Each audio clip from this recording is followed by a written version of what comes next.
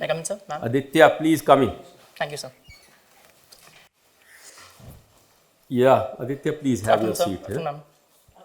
Thank you, sir. Yeah. Aditya, you are a law graduate.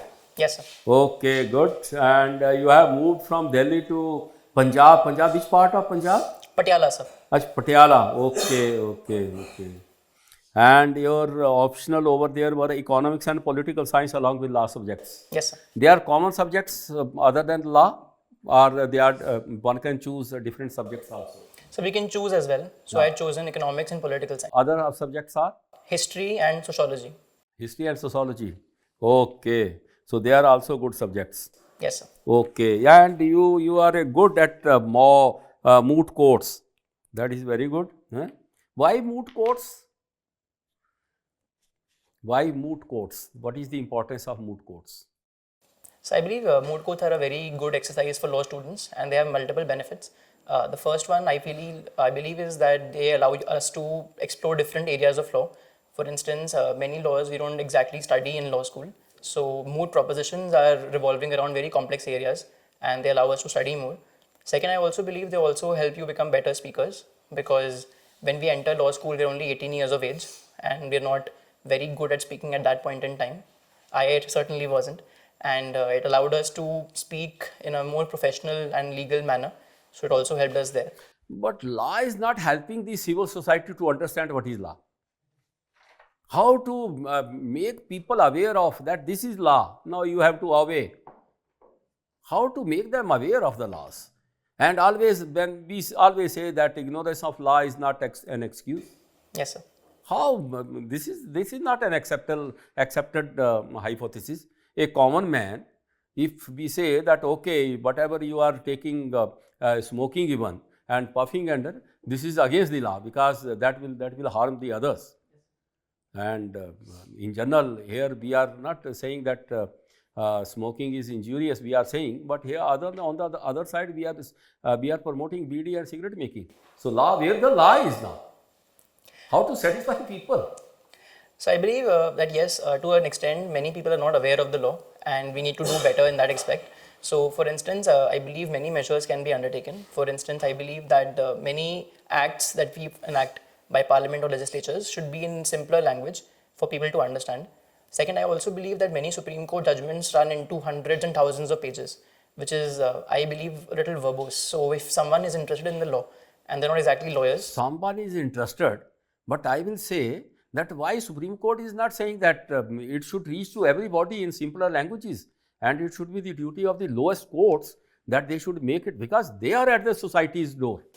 Yes, sir. It should not. Don't you think that there should be an extension being in the judiciary and in the law authorities, that they should make all these rules and regulations before the general population? So I believe the judiciary also has to take some steps, and I also believe that it can't just be their job alone. Even the government, I believe, has some stake in the matter. So I feel that while the district and higher judiciary should also endeavor to ensure that the judgments are... Why we are not promoting the Nyay Palika at the panchayat level? We have, in the olden system, we have Nyay Panchayats or something like that.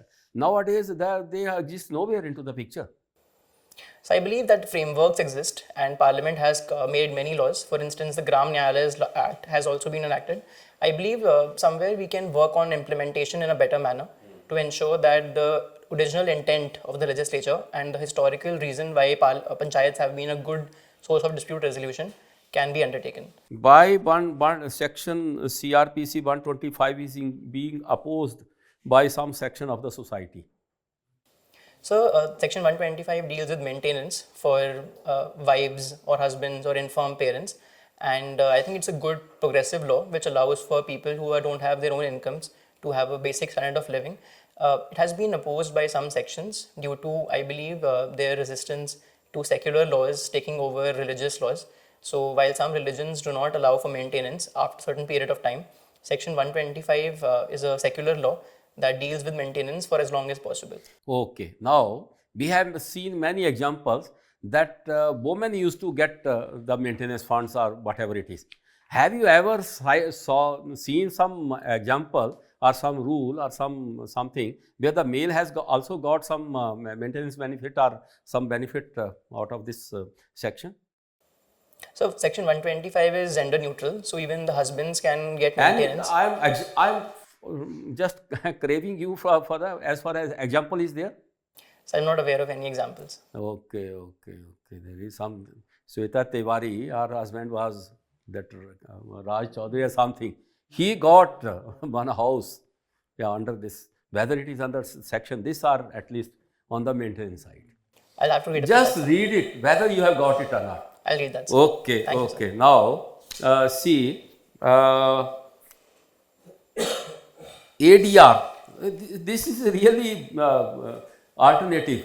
Yes, sir. Alternative, but still its legacy or its legal value is not so much.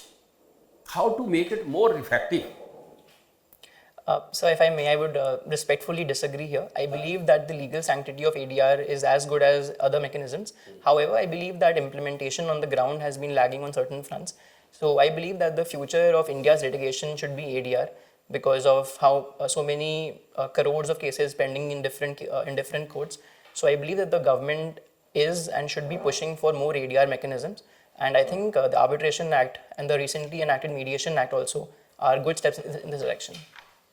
Yes, that's very good. And my last question to you is, recently, just recently, 1-2 days back, Brazilian that has opposed or they have shown disrespect to the people being deported from US to Brazil by handcuffed. What rules have been broken, international rules have been broken in this way?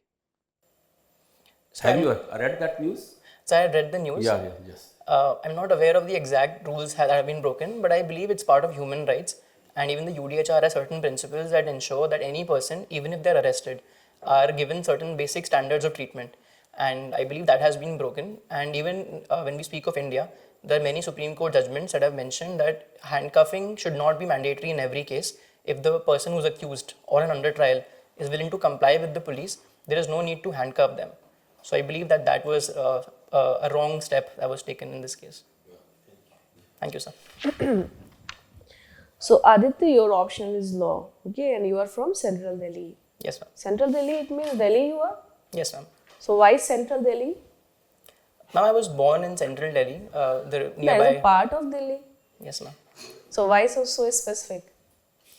I think, ma'am, the form asks for the district. Okay, so that's why. Okay, now one point. Father's income, senior manager technical, where he is? So he works for Delhi Transco Limited. So in Delhi, the power generation and transmission is state-owned. Income is not filled up. That is what the issue is. Okay. Okay, please. okay. So Aditya, just tell me, have you read the newspaper? Today, Yes. some bits of it, but not the entire thing. So are you aware about the issue that governor as a vice chancellor? What is that? Ma'am, currently in Indian universities, in state universities, governors act as the ex officio chancellors, and in central universities, the president of India acts as the ex officio chancellor. So there are certain ongoing controversies regarding recent UGC rules that have been, I think, draft rules that have been put up for circulation, and I think some states are opposing it because they believe that. Yes, some states are opposed to that. So what is your opinion? Ma'am, I believe that there should be some cooperative federalism here, and I believe that chancellor is a very huge constitutional post of the governor, and even the vice chancellor is the head of any university. So there is some need for coordination and collaboration by center and state governments. So the UGC rules, I believe, are welcome because they also allow for academics, practitioners, and industry people also to become vice chancellors. So I believe that if we have more collaboration between center and state governments, which means the governors and the state governments. So we can say that this is also the issue of power of legislative power of between center and state. We can see this case in that manner also. Ma'am, I don't think I would put it in a legislative framework because UGC rules are not exactly laws, they're regulations by an executive body. And I believe that they are working for the benefit of all universities. So I believe that it may be an academic debate on who should become the vice chancellor, and even a practical one, but I don't necessarily see it in a legal framework. Okay. Oh, so what is your opinion, especially most time we can see in news like power distribution of power between state and center. Somehow we can see that almost in news. So why this type of disputes always in news?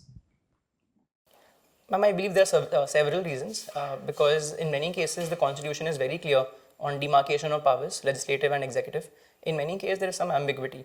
So I believe that causes That some friction. when it's already mentioned and very clear in our constitution, the distribution of power in between center and state, then why disputes again? Ma'am, many terms can be seen as ambiguous, so there are differing interpretations there. Second, I believe another reason is that many cases there are allegations of the central overreach over state powers. So I believe that also creates some friction. And continuously what we've seen is that center and states have a very good inbuilt mechanism for redressal and collaboration, where many disputes are resolved there. And if they are not, I believe that adjudication by the High Court and Supreme Courts also takes place. So some friction happens, but generally it is resolved by the states themselves or by the courts also. Okay. Okay, so ombudsman about Lokayukt and Lokpal. So do you think so that it's really working or not for the purpose which almost we can see that movement started in 2011, after that Lokpal, okay, and Lokayukt. So do you think so that it's really working? Ma'am, I believe they were welcome enactments, and I think they've gone a long way in terms of ensuring a framework exists, a statutory framework exists.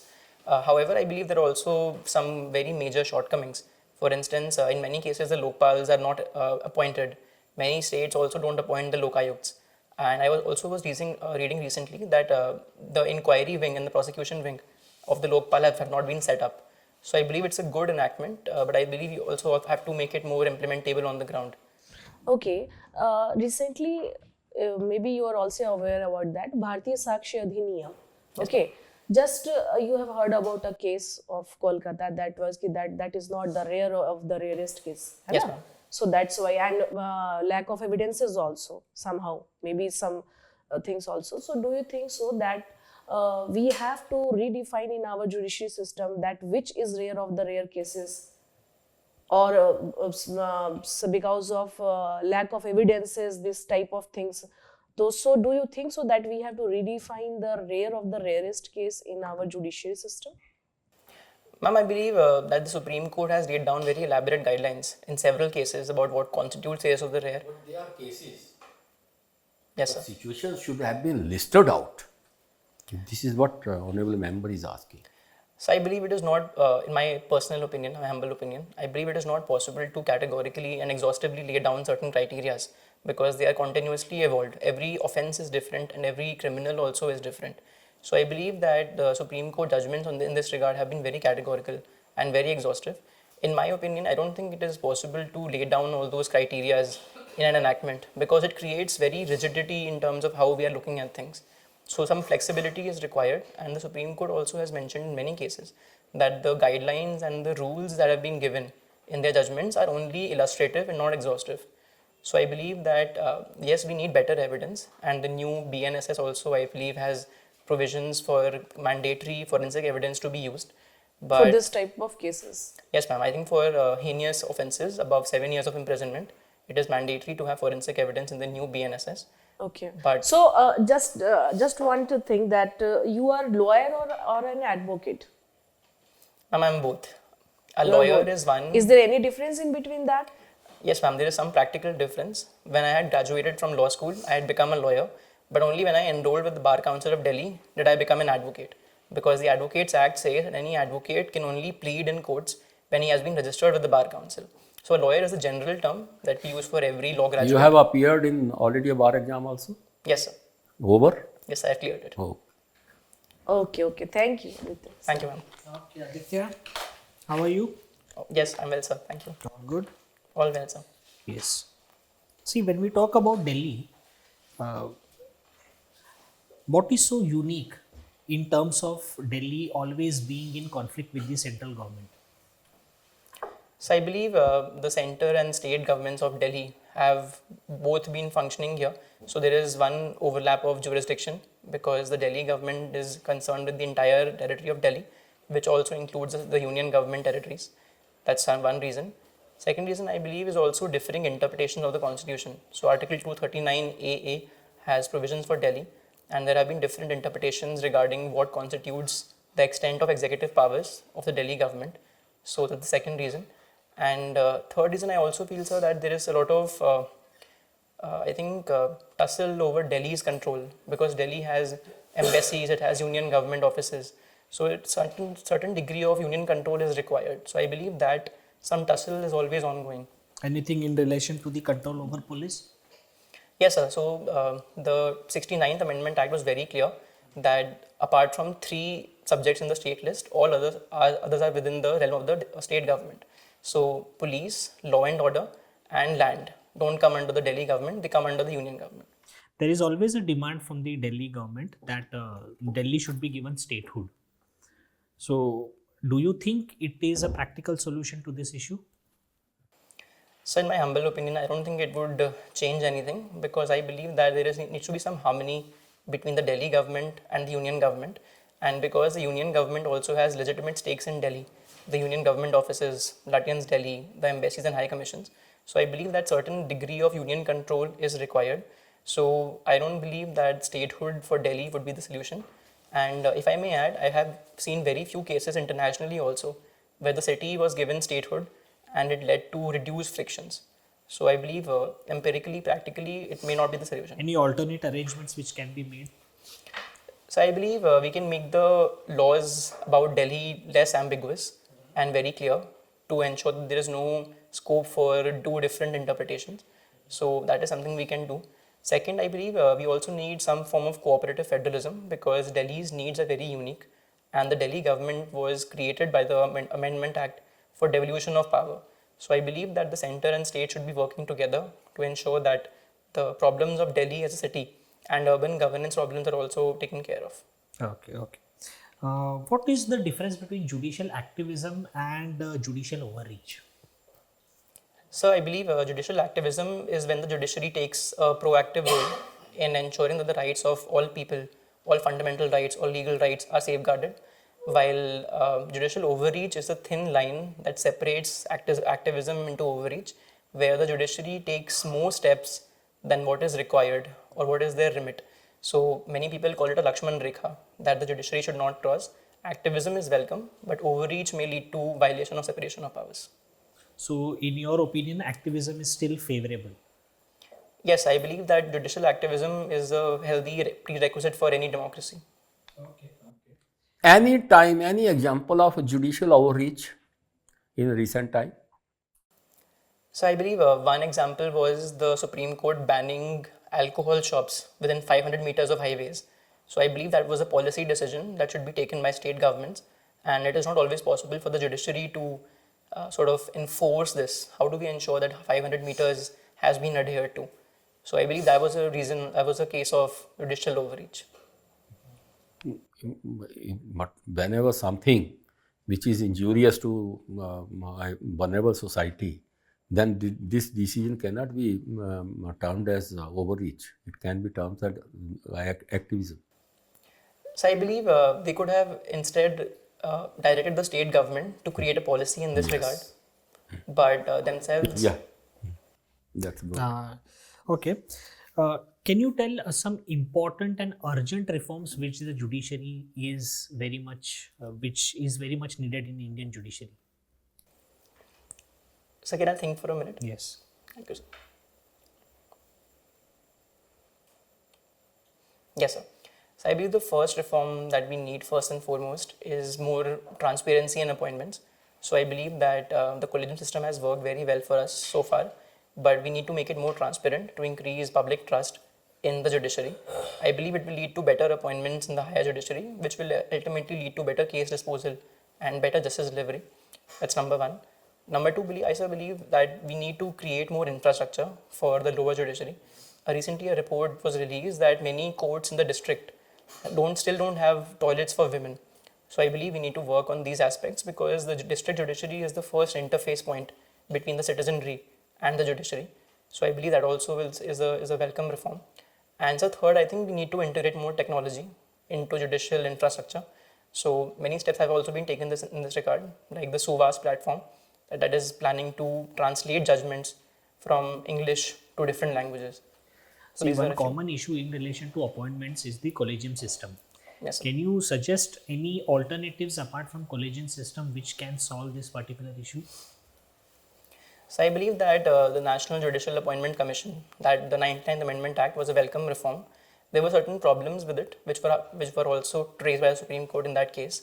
I believe that in case we can work on those suggestions and we can make the NJAC more transparent with judicial primacy but not judicial exclusivity, I think it would be a good reform for appointments because it will lead to more stakeholder-based discussions and better appointments in the judiciary. Also, there was a memorandum of procedure going on between the judiciary and the government.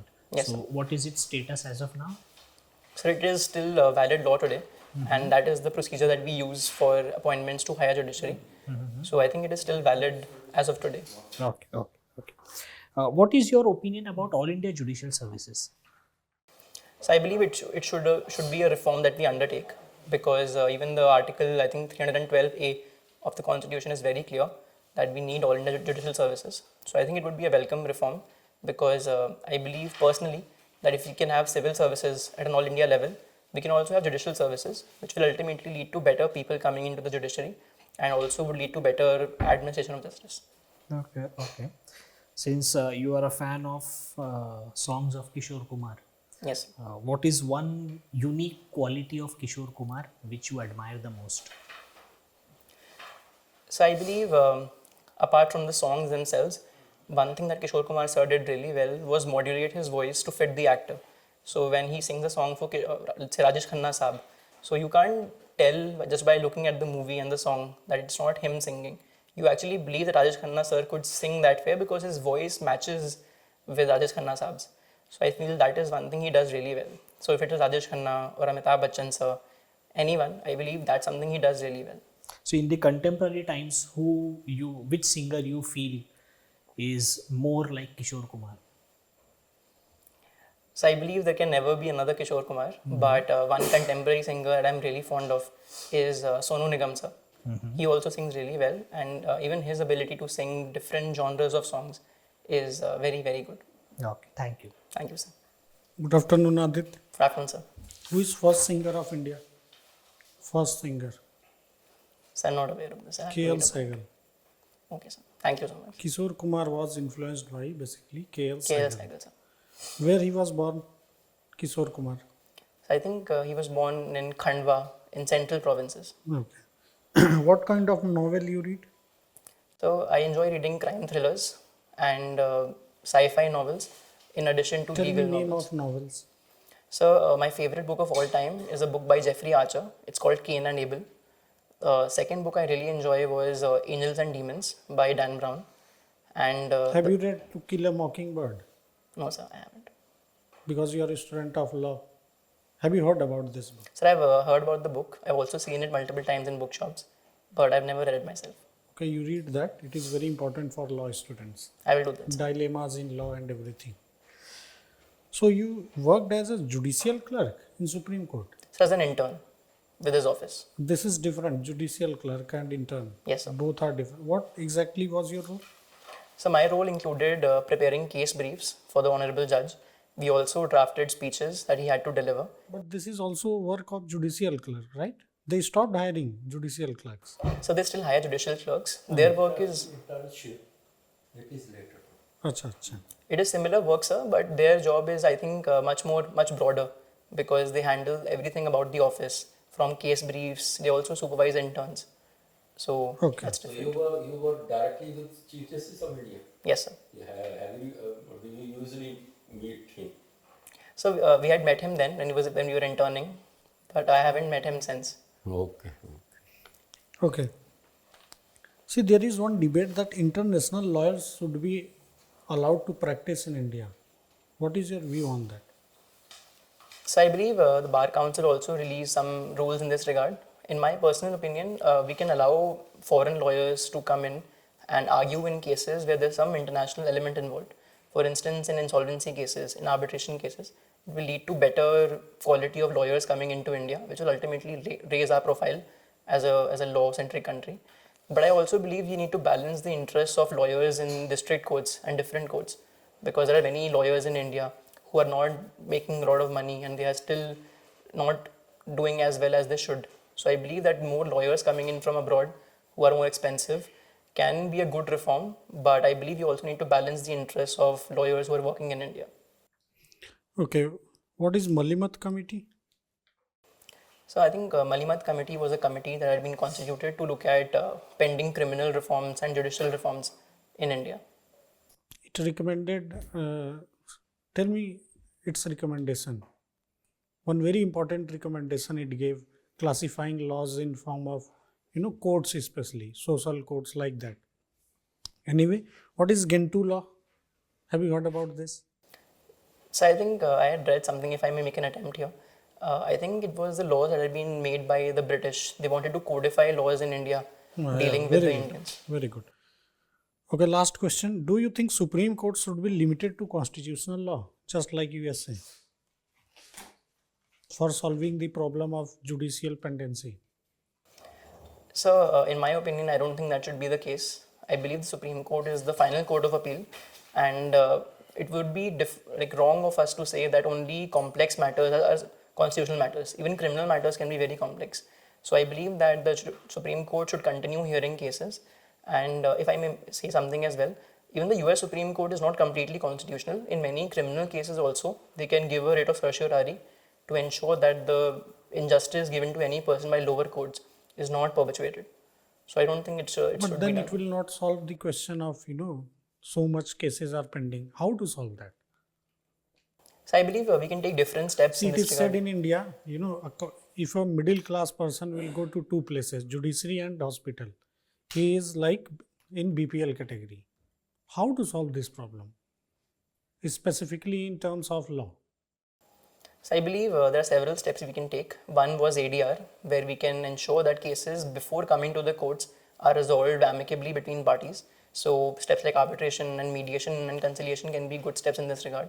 Second, so I believe that we need to make more legal representation more quality-wise better, and even in terms of money, we need to make it more accessible. So while there are several reforms like the LSA and NALSA, we need to ensure that the lawyers provided to people at the lowest level are better lawyers, to ensure that even at the district level, a more just solution is reached. So these are two reforms. In addition, we can also work on pendency, which means that there are many vacant positions in the High Courts and Supreme Courts. So we need to also work on expeditiously filling them up. Okay, good. Thank you. Thank you, sir.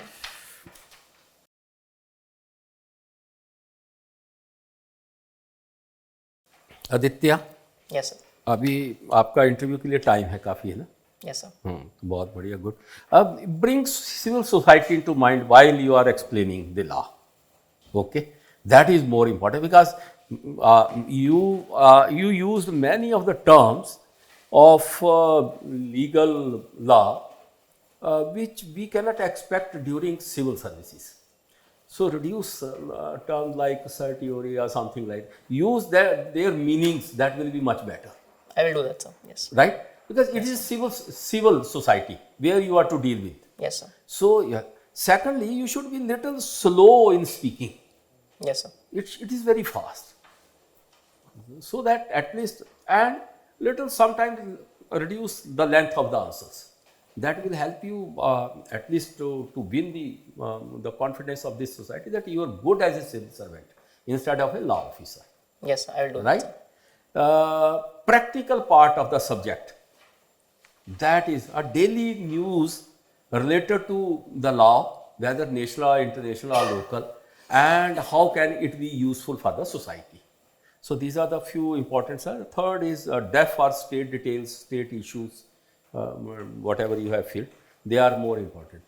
Yes, sir. So just prepare them and let us see after say 1 month or so, then you come again for the death for this mock, so that let us see how you have improved.